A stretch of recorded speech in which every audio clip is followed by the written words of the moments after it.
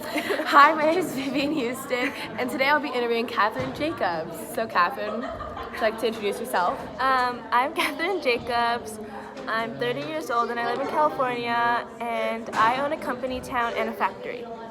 Okay, so our first question today is, how is your factory system run, and how do you think your workers feel about how you run the system? So my workers are on clock control. They work 12-hour shifts. How do you think my workers feel? They're probably really tired, but I don't really care. Okay, so next question, how do you feel about the wealth gap? I think the wealth gap is good for me. I'm smarter than the lower class, and that's why I have more money. I believe in social Darwinism. I have the best business, and I'm very hardworking. The lower class doesn't have any money because they're simply just lazy. Okay, thank you for that. So our next question is, how much money do your workers earn daily, both men and women? I pay my men more than the women and children. The children were paid less. I pay my children less because they're honestly cheaper and they work better, they have a lot of energy, and they're small. Anyway, so yeah. Okay, love that. Okay, our fourth question here today is, how do you feel about Americanization, and how much does that benefit your company? I like the idea of Americanizations.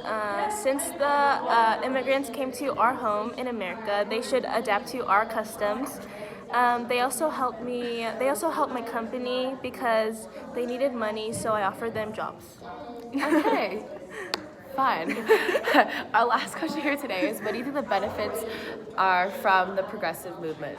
I think the progressive movement was a good thing. Luckily, they put out the Pure Food and Drug Act. My factories were dirty, gross, and not unsanitary. And honestly, I was tired of stepping onto the gross floor. Okay, that's it for today. Thank you so Bye. much, Catherine Jacobs.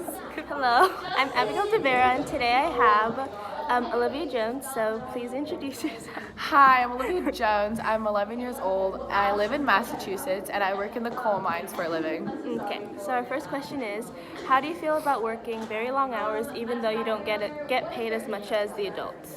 I feel that working a lot of hours doesn't really affect me. If I make money, it'll help benefit my family because my family really depends on my income to live. So if I work long hours, it is not really an issue to me. That's good. So, second question. Do you think kids your age should be working as young as you are? I don't think that kids are.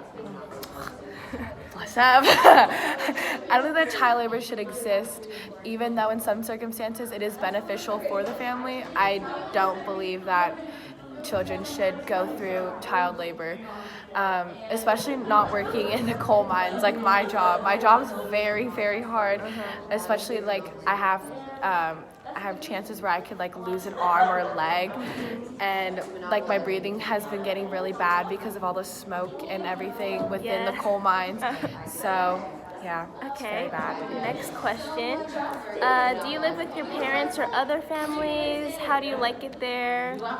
Oh yeah, so I live with my family and we live in a tenement, and a tenement is a large building with many families living on it, but we only have like one flat apartment. So in my house we have 2 bedrooms and a kitchen, so I have to sleep on the floor every night with my siblings. So yeah, it's very hard, sometimes very cramped most of the times, but we work through it.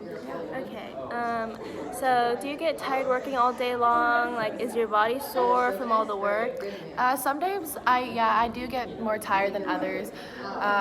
The days where I have to mine for like more coal than other days like get me more tired, obviously, because I'm in the mines a lot more. My body isn't that sore really because I'm still really young, so I just like bounce back the next day. But Okay. And our last question is, what kind of things do you wish the government would have done instead? I wish the government would have supported labor unions. For example, Theodore Roosevelt really helped with the labor unions, but if the government would have helped more, it would have been better. Good. Okay, and that's the end of our interview. Thank you. Bye.